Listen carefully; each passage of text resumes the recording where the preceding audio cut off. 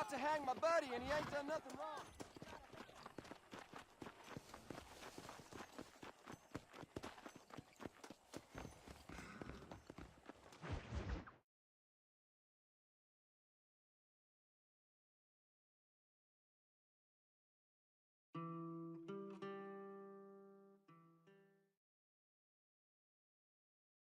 And I can tell you with no uncertainty that miracle cures are no laughing matter. I bid you good day, sir.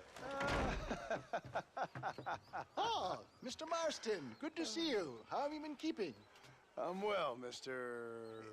Mr. West Dickens. Nigel West Dickens of East Cheap, London, New Waverly, New York, and Armadillo, New Austin. At your service. At my service. At everyone's service. At the service of science, of knowledge, of life. How are your wounds? Much, much better. But then they would be. Would be... I know a cure for all ailments, Mr. Marston. Ah, I'm sure you do. And I'm sure for just $2 an ounce, I could live forever. Oh, but for you, sir, I do a bulk discount rate of $1.95 an ounce, as long as you buy 100 ounces or more. That's a lot of immortality. Give it up, old man. That's Mr. West Dickens to you, boy. Give it up, old man. Listen, Marston, I'm broke, but this stuff is good. It works. I need a healthy young man like you. Come along, let's ride over to my newest customer at Ridgewood, and I'll explain while we go. Okay.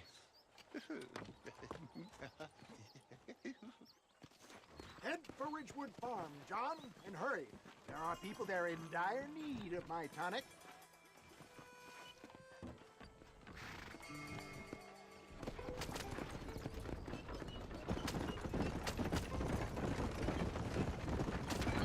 I heard about you, Mr. West Dickens. And I about you, John Marston. Get back on the road! We'll have nothing left by the time we get to Ridgewood. Come on. Hoodwinking the weak, gullible out of their hard-earned money. My dear boy, it is you who is gullible, if I may be so bold. Stay on the road! We're going to destroy the merchandise! For heeding such ill-informed scuttlebutt. You're as full of wind as a horse with a collar. I have been blessed with the gift of language, and for that I will not apologize. But the West Dickens elixirs speak for themselves. If my tonic is such a sham, how do you explain the fine fettle in which you find me? Last time you saw me, I was knocking at death's door. You should thank the doctor for that. I reckon you were acting it up worse than it was. Act I can, John. A more convincing Othello there has never been. And so shall you, a fair Iago or Cassio with me. I think we did enough shooting on our last ride together, don't you? I don't like the sound of this. Showmanship, John. The flourish, the bow. We are operating in a competitive marketplace. Our product must stand out. And how does this involve me? We're going to use your God-given talents to our advantage. I'm really starting to regret I'll drop this. you off at the outskirts of Ridgewood. That way, it won't look like we came together. Once I'm set up, saunter nonchalantly into the crowd that is sure to be formed. Eventually, I will call you up to try my tonic. After extolling the virtues, I will have you perform a few feats of wonder to amaze and impress the paying public. Best you alight here, dear boy, so no one sees us arriving together. I'll see you there. Be ready to enchant the crowd.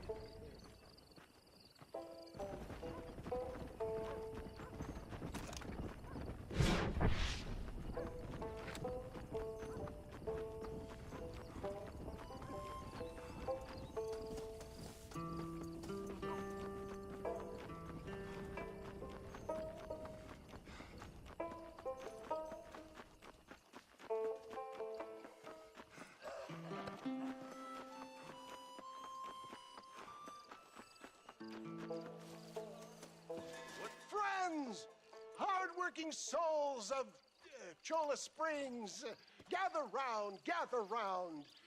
Do you suffer from rheumatism, lumbago, acute chronic sciatic, neurologic, or inflammatory pain? Well, I represent the only company that makes the genuine article that cures headaches, neuralgia, earache, toothaches, backache, swelling, sprains, sore chests, swelling of the throats, contracted cords and muscles, anxieties and ravaged nerves, stiff joints, wrenches, dislocations, cuts and bruises, and it adds vitality and vigor to the healthy man. But can you prove it, old man? Oh, I'm sure there's some customer here who could prove the qualities of it by taking a drink right now. You, sir, come up here. Step right up.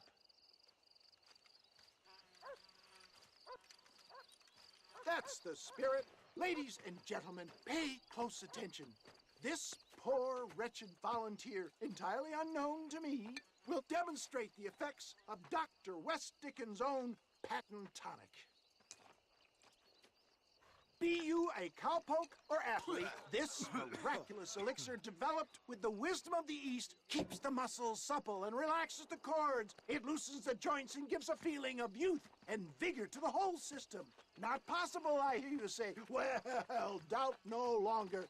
Faith can move mountains, but I ask not for faith. I am a man of science, and today science will be vindicated. Your eyesight has greatly improved. Is that not so, friend? If you say so. That's right, it is. You heard him. What a good sport you are, sir. Now, gaze over yonder at that porch. If you squint, you may just be able to make out the skull that's hanging there. Go ahead, friend. Shoot that skull and demonstrate the miraculous eyesight you now possess.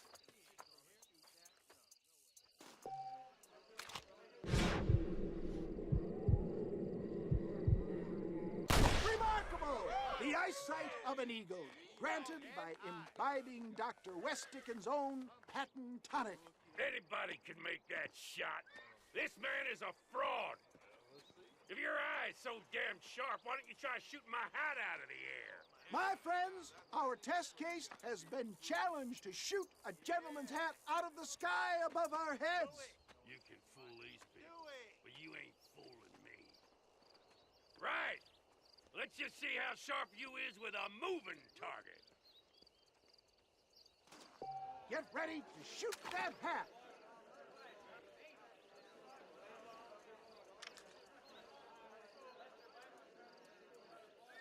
Go home! Have you ever seen such an eye? Behold the power of the elixir, plucked out of the sky. Hey! Hey! What? You think you can put a hole in a man's hat and just walk away, do you? Hey, it don't work like that around here, mister. Come on! Are you a man or not? A challenge of battle has been offered to our volunteer. Prepare for a display of Herculean brawn.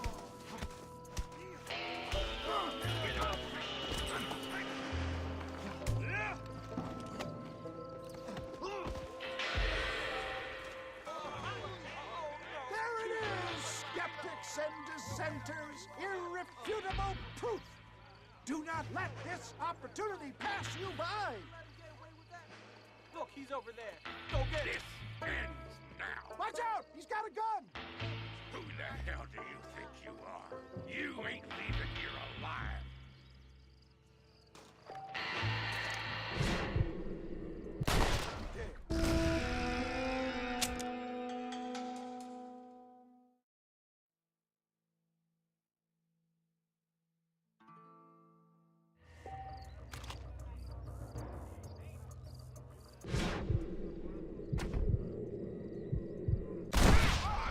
Marvelous shot, dear boy.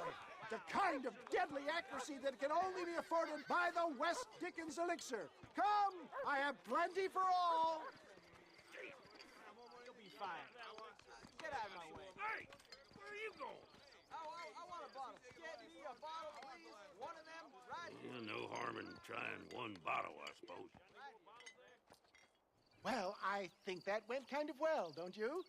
I'm just glad that my normal job involves either chasing after cattle or murderers. Not the likes of you, mister. Don't be like that. Now, if you'll excuse me, I'd like to say my goodbyes, head on back to the real world. Wait, sir. I've been thinking about your predicament, and I think I may have an idea. I've been thinking I could be your cunning Odysseus. Beware of the Greeks bearing gifts, sir. Williamson had better beware. We will make them into Trojans. I don't rightly get you. I want you to go and see my old friend Seth. He can come across as a little curious, but I'm sure you two will get on. He's most often found at Coots Chapel. He's very devout. Why see him? Because between him and me, we can get those gates to open for you, and you can walk right in, just like in Homer's great Trojan yarn!